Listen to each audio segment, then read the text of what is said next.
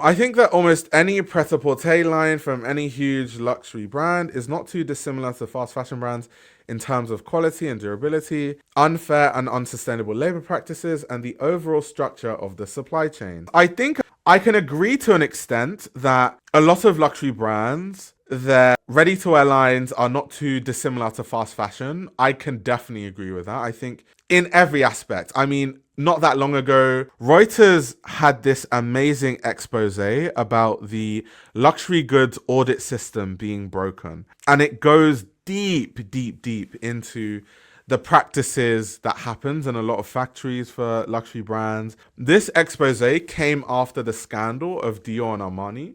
Kind of when it came out, there was an investigation that a lot of them were using labor of undocumented workers, which meant that they could pay these people significantly less than minimum wage. And they were kind of reporting on the whole thing. There were aspects where essentially they did research and they found out that these are third-party factories, which, removes these brands from any culpability because they're like, we didn't know this was going on. This is a third party factory. So a lot of luxury brands are starting to operate this way, which means that quite literally the same factories that luxury brands use are the same factories that fast fashion brands use. And fast fashion brands, it's so funny. And quite literally just today, I was listening to a podcast earlier today, this morning, via BOS podcast, where they were talking about the reason why can't fashion fix its labor exploitation problem. And one of the points that they made in this that I found, really hilarious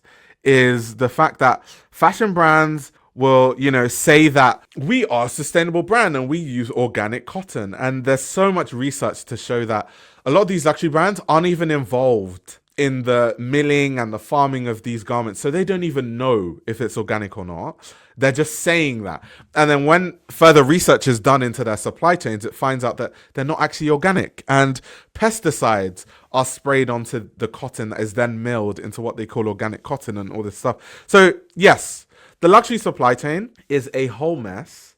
I find that more and more as time progresses, there is almost no difference between luxury fashion and fast fashion, minus the price. Is that always true? Of course not. But it's becoming more and more true as time progresses. So that's where I can agree with the hot take where, it's not too dissimilar from fast fashion. I don't think in every regard, there are definitely many brands that have very good quality. I think Celine, let me tell you, I can tell you which up and coming brands have great quality, and I do it all the time, but most people are not interested in that. So I'll tell you which luxury brands like, LVMH, Kering brands actually have good quality. So Balenciaga quality, questionable. Chanel quality, ready to wear, questionable. Couture, obviously really great. The more expensive, like Chanel tweeds are really good quality. Chanel bags, terrible quality. Brands like Hermes, really good quality. Brands like Celine, really good quality. Prada, ready to wear, really bad quality. What other big fashion brand is there? Dior, ready to wear, especially outerwear is really good quality. However, bags, questionable quality. Burberry, amazing quality throughout, which is insane because they've had pricing issues and whatever. But Burberry quality is actually really good across the board. What other brand am I missing out? Gucci, their quality was bad. I don't know what happened with Sabato, but even though obviously we've had a conversation about pricing and stuff, but since Sabato joined Gucci, the quality has improved. So that's definitely a thing. What other luxury brand can I mention? Louis Vuitton, ready to wear, really good quality. Really good quality. LV, ready to wear, amazing quality. Especially runway garments. Runway ready to wear LV is sensational quality, by the way. So also, Saint Laurent, someone said Saint Laurent. So I think it just depends on the brand once again. Like I could start breaking it down brand by brand, but I think it depends. Someone thinks are you joking? Burberry quality good. I'm not joking. Daniel Lee's era of Burberry, and I have a lot of experience with it because so many of my friends have bought Daniel Lee era Burberry. It's very good quality. I don't know what piece maybe you've had experience with where the Burberry quality is good, but I'm talking about now. Like Daniel Lee Burberry, the quality is really good. So once again, I think it just depends. It really, really just depends. And this is also luxury hybrid true. That there was a lot of research that came out about Loro Piana outsourcing from South America and shamelessly underpaying the farmers and the herders for the resources they use in their clothing. Yeah, so I think, and I think most, when you notice that the brands that have better quality are brands that have a better control over their supply chain. So we know Dior has no control over their supply chain because they use third-party factories. So their whole idea of quality is tainted, and good luck them trying to build that again. But they've almost basically admitted that we don't really know what our quality is because we don't know anything that goes on in these factories because these are third-party factories. So then if you don't know, I'm just going to assume that then you don't, if you say it's organic cotton, well, you can't say that because you don't know. So then that means that as a brand, all you do is lie. And then that means that I can't take you seriously. However, there are brands like Celine that have a really good like supply chain and they have good control of it. Or Hermes, they have really strong control over their supply chain and good control of it. So I think once again, it just depends on the brand. It really, really depends on the brand. And nothing's better quality than our skin. B. Bianca, that's crazy. That's insane. So I can't really speak for the quality now, but I'll give you like a run through of how the quality has been over the years. So obviously at the start, the quality was good. I have Armanda pieces from almost all eras. So at the start, it was really good when Armanda was still there. Sebastian Munier, early era of Armanda was amazing quality. And then BBVA, which owned Andy, was in financial troubles and the brand was in financial troubles.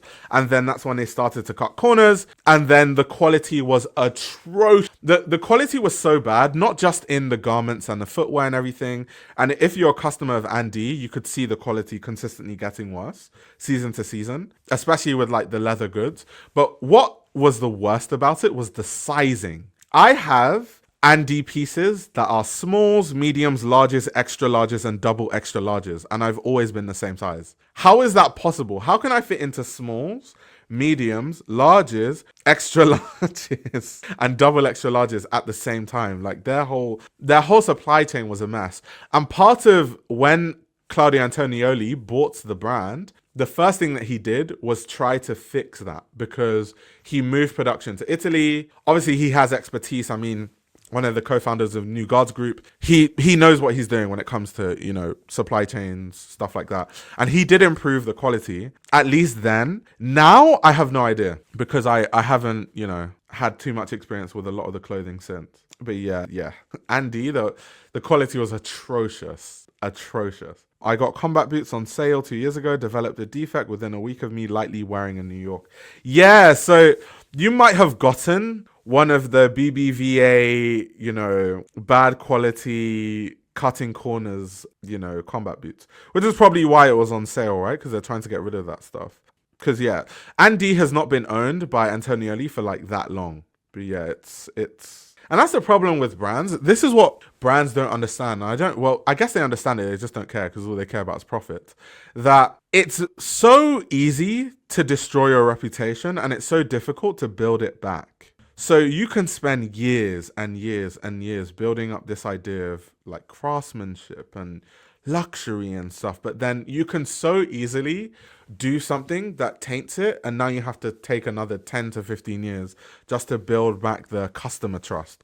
That's why we see most people aren't even investing in luxury fashion anymore. Some people just think that it doesn't warrant the price anymore, and these are sometimes even rich people that are turning away from these things, and there's a reason why. Like if I owned a brand, the last thing I would do is cut corners on the quality, because once word gets out that the quality is worse, it's so hard to like get over that. It's just so hard. Like it's damn near impossible to build that back up once you've fumbled that. So I just don't really understand why people even do it in the first place, to be honest. But yeah, I wanted to show you guys, because like I said, I have quite a few new subscribers.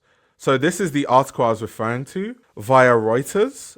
This is the article called Inside Luxury Goods Broken Audit System. So I'll give you kind of like a long summary, because as you guys can see, it's a very, very long and detailed article, which is okay. This is not the detailed one. There's an even more detailed article, but anyway, it's long. There's so many parts to it. If you go on Reuters website and you type like Dior and Armani, they've covered it over the course of like the past year. So they have like loads of articles on it, right? But anyway, how the audit system works is that, well, normally anyway, you have to tell people in advance that an audit is happening because you have to get certain documentation ready when an audit occurs. But also what that means, if you know that an audit is happening beforehand, you can obviously make sure that everything looks above board on the day that the audit happens. So in a lot of these factories, there are illegal workers, and because they are illegal, they don't have... Remember, the reason why them being illegal is an important point to note is because they don't have rights in the country. So they can be paid less than minimum wage because they don't have rights. Like, who are they going to go to say that they're not paid minimum wage? Nowhere. They have nowhere to turn. There are even more sinister things that happen. This was not mentioned in the article, but this is something that there is loads of research on these things, right? And so much evidence. Even the FBI has posted papers on this, that a lot of human trafficking rings are involved in a lot of these factories, these like third-party factories. So a lot of these illegal migrants are actually people who have been human trafficked into certain places like Italy, right? Some of them are even underage kids. A lot of the research found. So obviously these factories are breaking all kinds of laws like trafficking, child labor, paying less than minimum wage, like horrible working conditions. These people are living in tiny rooms, in bunk beds where it's like 16 people in a tiny room, no ventilation, no air conditioning. Like, these are the kind of conditions that people live in. And bear in mind, all this evidence, these are the kind of factories that make Dior bags. So this is what happens in these factories, right? This is literally what happens. So going back to the auditing system, so all of this happens in a factory. Of course, when the auditors come, they make sure that all these people in these factories are hiding, and they make sure that, you know, everything looks clean. The factories are clean. They only have like a few workers. They don't work them over work. Another law that these factories break is they overwork people, right? So they make people work crazy amounts of overtime that's not even legal for people to work. They work day and night. It's like insane. They work they also, something else that they do is illegal. So for people that don't know, there's regulation in factories that means that like machinery in factories needs like a certain level of spacing for safety reasons. And they don't care. They break all those laws. So all these laws are broken. But anyway, when the audits happen, what happens is everything is done to, you know, the law and above board and the standards. And even then, a lot of the auditors don't have jurisdiction to do a deep search and a deep audit. They can only audit kind of what's in the terms of what they are auditing. So they can, like, let's say an owner of a factory can make sure that they only audit like a certain thing, or they can steer the audit in a certain direction. So in other words, basically the audit means nothing. It's pointless, even if it's a third party. Then there was also evidence of bribery to the auditors, which is a whole different thing. So the whole auditing system is broken. So when you see luxury brands on their website and they have all this certification and they're like, yeah, like we're certified by this and we're certified by this audit and all this sort of stuff, it's literally meaningless. Like, I don't care what audit any brand has. I do not care. I don't care what badge you have, what plaque you have. I do not care. I will know when I visit your factory. Until then, I'm just going to assume that there could be some foul play there, especially with a big brand. I don't care what sustainability expert has said that everything is above board. I literally don't care.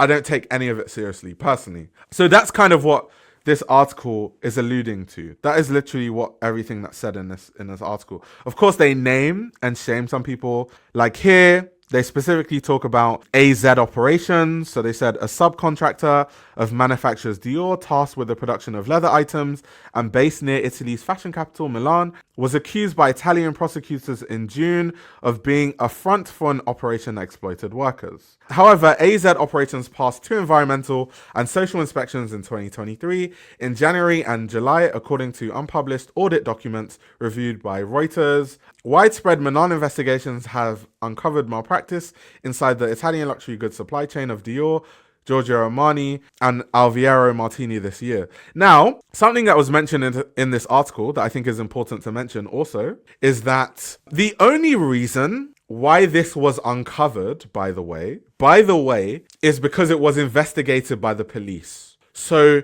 people have been auditing, like they just said earlier, they passed 2 environmental and social inspections in 2023.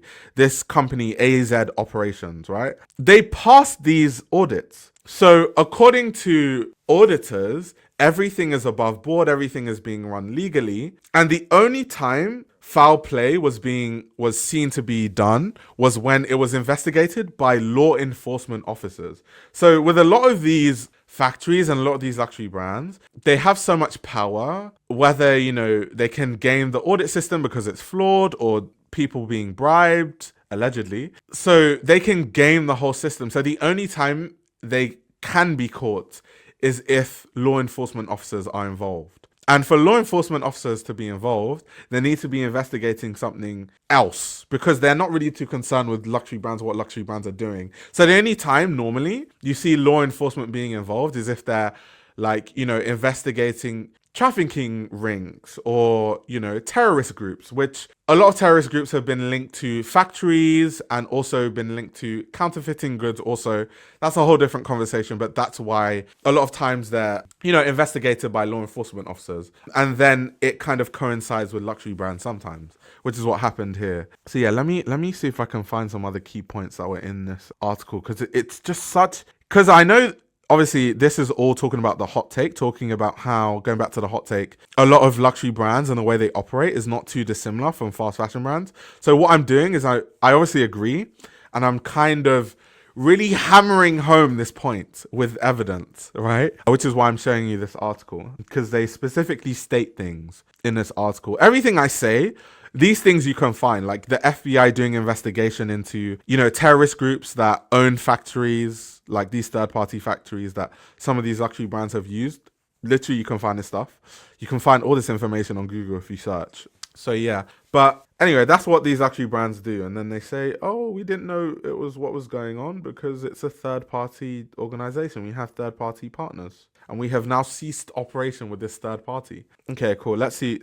So this is an example of what I'm talking about. So in this paragraph, it says, despite passing the audit, a police investigation into its 2023 activities found AZ operations was de facto non-existent, according to Milan court documents. Furthermore, police inspections in April 2024 alleged the company was a front for a separate business, New Leather Italy, that exploited undocumented workers in sweatshop-like conditions, the same documents showed. So like I just said earlier, it wasn't until they passed the audit and it wasn't until a police investigation in 2023 that they found that it was actually a front for a separate business, New Leather Italy, that exploited undocumented workers. So until there's police investigation, nothing is really found out to be true. So once again, when luxury brands tell you, oh, we're sustainable and, we passed this audit and that audit and we're certified by this person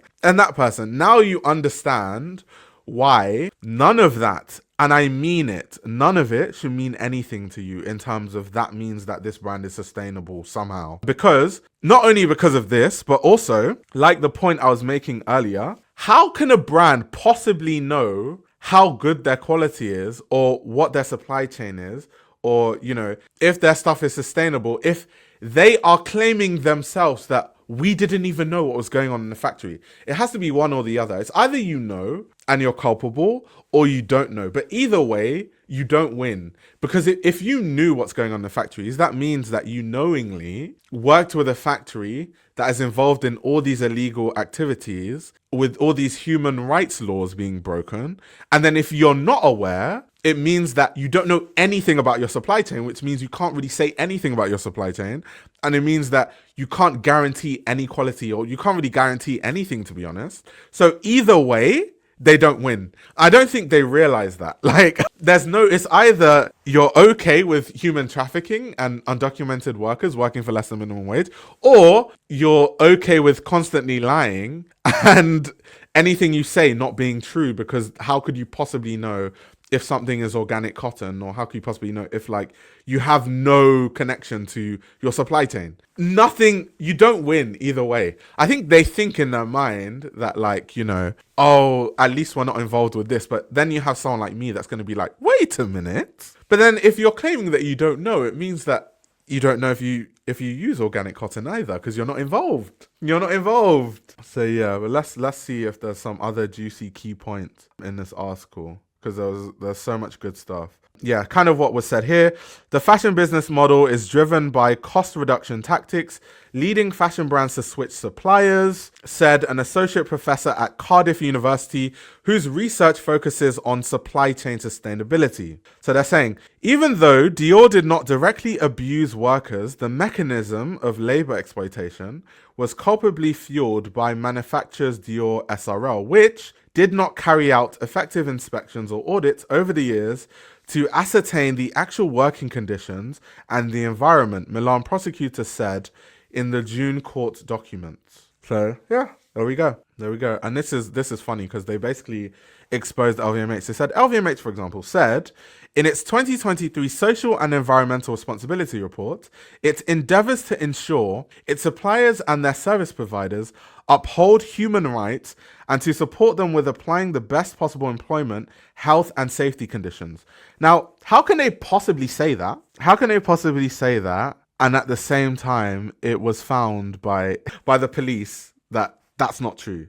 Because how can they possibly say that they ensure suppliers and their service providers uphold human rights and to support them with applying the best possible employment, health, and safety conditions? And we literally have all the evidence in the entire planet that you used a third-party, you know, manufacturer that, you know, wasn't upholding human rights and wasn't, you know, upholding the best health and safety conditions. So yeah, anyway, all of this to say, that's my detailed way of saying that, you know, I definitely agree with the hot take that, you know, for the most part, the way that luxury brands operate these days is not too dissimilar from fast fashion brands, especially in terms of like production. I don't agree in terms of quality. I think luxury fashion brands, most of them still have a level of quality that's so much better than fast fashion brands. But definitely in terms of supply chains, I can 100% agree. Like in terms of supply chains, yes. There's slowly becoming less of a difference between the way that luxury brands' supply chains look and the fast fashion brands, for sure.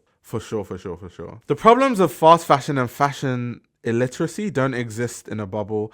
They reflect late-stage capitalism's degradation of every industry. Most people don't know where or how clothes are made, but we also don't know where most of our food is grown, how it's made, or if the workers are paid properly. Most people are disconnected from the manufacturing chain of everything they own, because people can't afford to live. Exploitation and consumerism is reaching its breaking point, and big corporations keep cutting costs to fend off competition and hoard wealth. So it's bound to end up on using slave labor. Fast fashion is just a symptom of capitalism, and we can't keep pretending and patching it up with sustainability will fix it. The only way of stopping it is the system that is causing it. A lot of these takes it feels like these are things I've said in the past. Like, yeah, I mean, sustainability as a conversation is not really going to fix the issue, because there's a big societal structural thing that needs to be fixed. Like, sustainability to me is just a buzzword that doesn't really mean anything, because it's actually a really vague term. So when someone says sustainability or sustainable, it literally, to me, goes through one ear and comes out the other, because it doesn't mean anything for the most part. Like, if you ask someone, okay, how are you a sustainable brand? They're like, well, we use organic cotton. Okay, how do you know you use organic cotton? Are you at the farm? Have you seen how things are farmed? Do you have someone who makes sure that these things are farmed the way that, you know, you saw if you did visit this farm once for an hour, one time? So, like, I feel like sustainability is just a buzzword. Like, I talk about this all the time, that the business model of luxury brands doesn't allow for them to make things ethically. So it's the system that needs to change, because if you're always beholden to shareholders, well, there's only a few ways to make more money. It's either you cut costs, you increase prices, and people are willing to pay those prices, by the way, which sometimes doesn't work. We've seen that with Burberry, for example. Those are the only, like, you know, you have to go to cheaper labor markets. Like, those are really the only way you cut costs. Like, those are the only ways. So if you're in a position where we have to make more money every quarter, it is inevitable, literally, that you will eventually get to a point where you are literally using slave labor, because that is the only way. That's the only way that you can find labor cheap enough where you can continue to build profits, if that makes sense. So that's not a hot take. I think that's actually just common sense. Like, anyone that doesn't understand that, I'm sorry. I literally apologize to you. Thrifting isn't the same anymore. We used to get unique pieces for affordable prices, but now Goodwill looks like a Shein store, but more expensive. Of course, there are still great places, but overall, thrifting isn't what it still used to be. Yeah, I mean, I agree. I think most of us know now that, you know, at a point before fashion was so, like, mainstream, you could find, like, crazy stuff thrifting. But nowadays, a lot of people kind of know the value of things, so a lot of even charities will, like, make the prices of, like, certain things really expensive, even though things were donated for free. And there's a lot of, like, fast fashion stuff that ends up in these places too. So it's really hard to, like, sift through those to get to the good stuff. Yeah, that's true. There are certain regions, obviously, like, once again, not everyone can travel, not everyone can, like, book a flight to these places, but there are certain places in the world where thrifting is still, like, amazing. For example, Antwerp. I genuinely think that Antwerp is one of the best places to, like, thrift in the world. And I've been to a lot of places. But not everyone can go to Antwerp. Not everyone has access. I understand. Because couture should be the standard, not ready to wear. It used to be. So it's not like we can't do it again. It is a business model that was actually the standard at one time. So people who say it's not a viable business model are just spouting excuses so they can get away with cheaping out their garments and manipulating their customers. Ready to wear is wasteful, doesn't fit most, if not all people, destroys the planet, and creates immoral and unethical billionaires who capitalize on the fact that most people don't understand what couture actually is. This is why we should also have legal standards for fashion. It should be clearly defined as to what each category is, and it should be illegal to use terminology in advertising that isn't consistent with what you're selling. There are too many mass market brands that use the term couture in their branding. An example, I think a lot of people don't actually know what couture means, which is funny, but anyway, continue. An example, even though they don't exist anymore, is juicy couture. I mean, couture just means, it has to be, like, made specifically for someone. But yeah, I feel like nowadays, couture doesn't really have much meaning. The garments were far from couture. It is meant to manipulate the customer and creates confusion in the market. People should only know the difference between mass market, bridge, and diffusion lines, but there should also be subcategories of couture, like demi-couture, couture, and haute couture. So, I agree. I 100% agree. However, I think we're too far gone. So, one of the reasons why, let's say, like, couture used to be the standard, and what, they mean by that is that most people used to get clothes made specifically for them, which is true. Now, the reason why that used to be the case is because, once again, we've talked about this before, statistically, let's say in the 19th century, it was normalized, unless you're, like, upper society, it was normalized for commoners like us to just have a few garments to wear over and over and over again every day until those disintegrate. And then even when they had issues, you would mend them yourself. And everyone had kind of basic skills, like sewing skills, to hand sew things back together and to, fix their garments.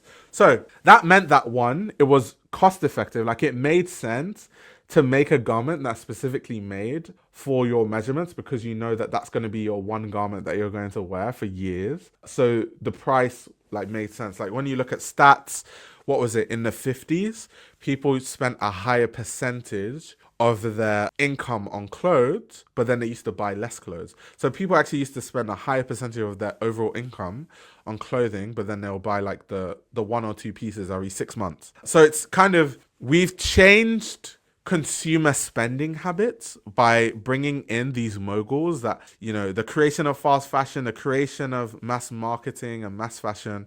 And I don't know how we can go back from that because you know, fast fashion, mass marketing, ready to wear, that is how you make billions. That's how you make loads of money. That's how you know, it's not very beneficial or financially efficient to make a brand where everything is handmade or everything is made specifically to someone's measurements, because it means that you can't put things on an assembly line and create like, you know, 2,000 jackets in a few months, because you know, you're limited by how many garments you can make for a specific person. And so I don't know if we can go back. I think we're already too far gone, and I don't know if we can reverse it. But I agree with the sentiment in the sense that, you know, things would be a lot better if people are more educated on things like, you know, making your own clothes and higher quality garments and stuff like that. But I just don't know how we actually get there. How do we completely disintegrate consumer spending habits that we formed since, when would I say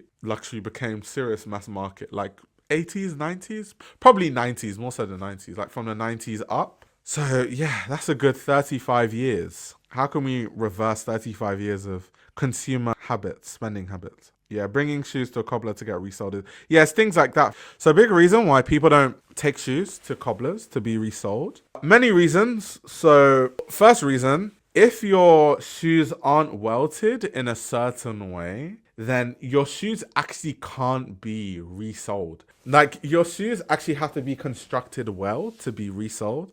And a lot of shoes that luxury brands make don't even have like a good enough welt to where, you know, the sole is actually replaceable, because the construction doesn't allow for that. So that's number one. Number two, it's not even cost effective. Like, if you buy a pair of shoes for, you know, I don't know, $200, because actually getting your shoes repaired, cobbler is expensive. So if you bought shoes for $200 and a cobbler is telling you that to repair it costs $300, obviously you're not going to do it.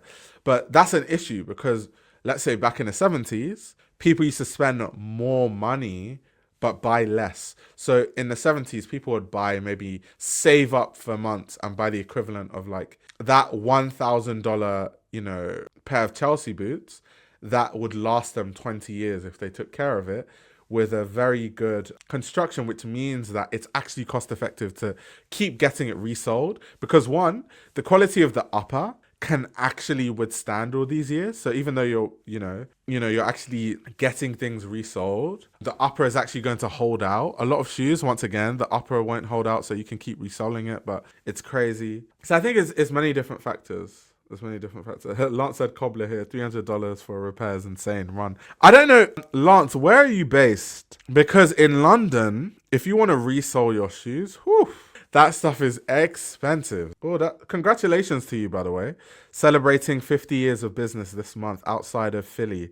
That's amazing, by the way. Congratulations. 50 years is, woof, that's tough. To stay in business for 50 years, that's really commendable. But that's interesting. Yeah, I think maybe the market in Philly is different. But, you know, in London, it's reselling is expensive. It's expensive. Like Felix says, Church's own service is around 120 euros to resole.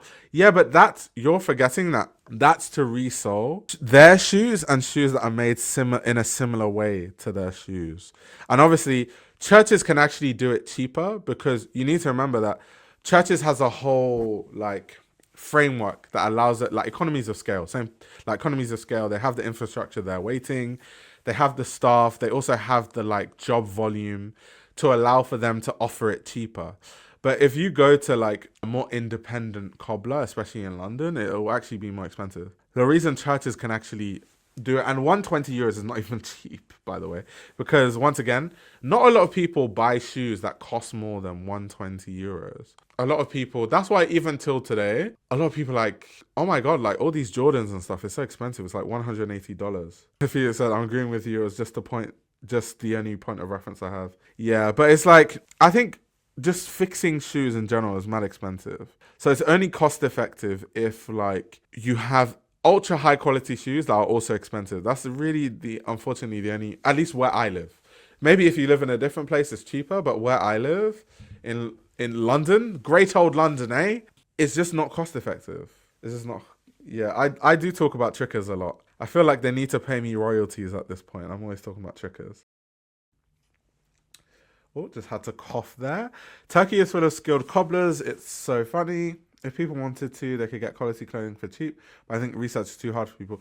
Yeah, but then also you need to remember that you have to actually be able to travel to Turkey. Like it's easy for someone like me because a flight to Turkey is cheap as. Accommodation in Istanbul would be cheap as, especially with the exchange rate. So I could quite easily like Turkey for a day, £100, leave my stuff with a cobbler, come back in 1 week, £100. But it's like, and I could like leave, obviously I'll make it worth my while. So I'd take like loads of stuff with me to get fixed all at once. But most people don't have access to that. You have to have access to that. But Turkey is, because I remember when I was in Turkey filming my documentary, and obviously like not everything that you film or not all the, conversations you have with people make it to a documentary or are even intended for the documentary. But Turkey has so much expertise in so many things. Like I knew they did, but going there, it was like, oh, I'm actually seeing it in person. Leather tanning, like leather, so much expertise. Turkey has a lot of expertise with denim. There were so many like really high quality denim mills. Jewelry.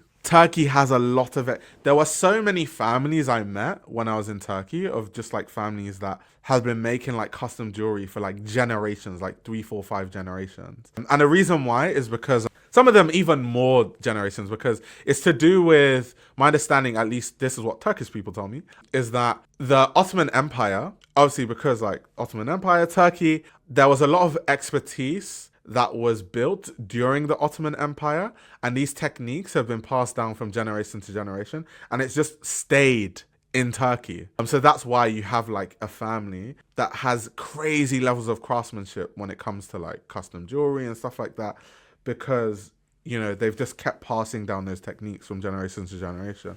And it's so interesting because like there are a few people that I met that were like that when I was in Turkey. So yeah, it's crazy. It's crazy. History is crazy.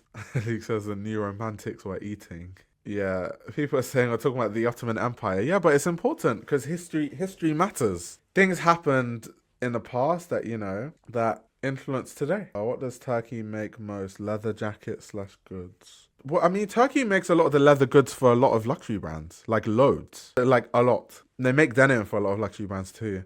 They make knitwear, but I wouldn't say, like, there's good quality knitwear in Turkey, but I wouldn't say, I feel like Italy and Portugal specialize more in knitwear than Turkey does. So yeah, Turkey's no joke.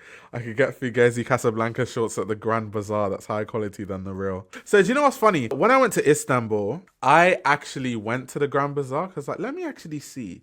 First of all, I underestimated how much of a maze the Grand Bazaar is. I thought the Grand Bazaar was just going to be like a few streets and stuff. It's a maze. You can quite easily get lost in there. But anyway, I was like going through, like looking at the stuff because everyone says like, yeah, like there's some really high quality fakes in Turkey.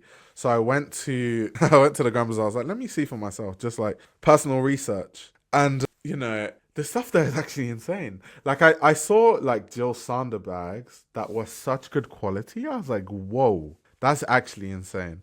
Obviously, morally, I don't agree with fakes. You guys will know why, especially people that, tune into the Fashion Book Club on Patreon. You guys will, I've talked about it time without number, but it's just crazy that they have that quality because obviously they have the expertise. Like the stuff is made there. So a lot of times there has been exposés where a lot of factories that make luxury goods, they have workers that come in at the night time, like during the night, and then they make products for the fake, like the counterfeit market in the same factory with the same materials, same fabrics. So of course it's going to be as good, if not better. It's just funny.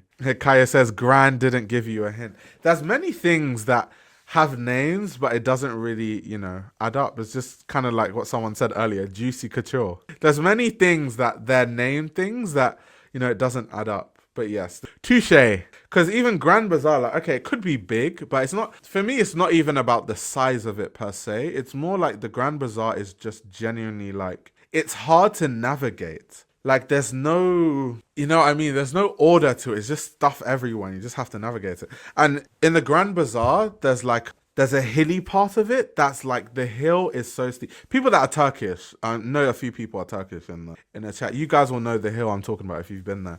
There's like a steep ass hill. I thought the Grand Bazaar is just like, you know, a tourist kind of, well, it is a tourist place, like a tourist place, you know, kind of people go there to buy fake goods, whatever. And I go to Grand Bazaar and it felt like I was on like a hike because I was panting going up, like the incline of that hill is insane. Like, let me see if I can actually Google it. The incline is actually wild. This YouTube channel runs on your support. If you want to support the channel, you can subscribe to my Patreon. You'll gain access to exclusive content that includes everything from my Patreon podcast, where I give a behind-the-scenes insight into the fashion industry, as well as a fashion book club where I review my favorite fashion books. You can also check out my fashion ebook, which highlights the best fashion journalists to follow, definitions of common fashion terminology, and how to determine what a good source of fashion information is. The links to everything are in the description below.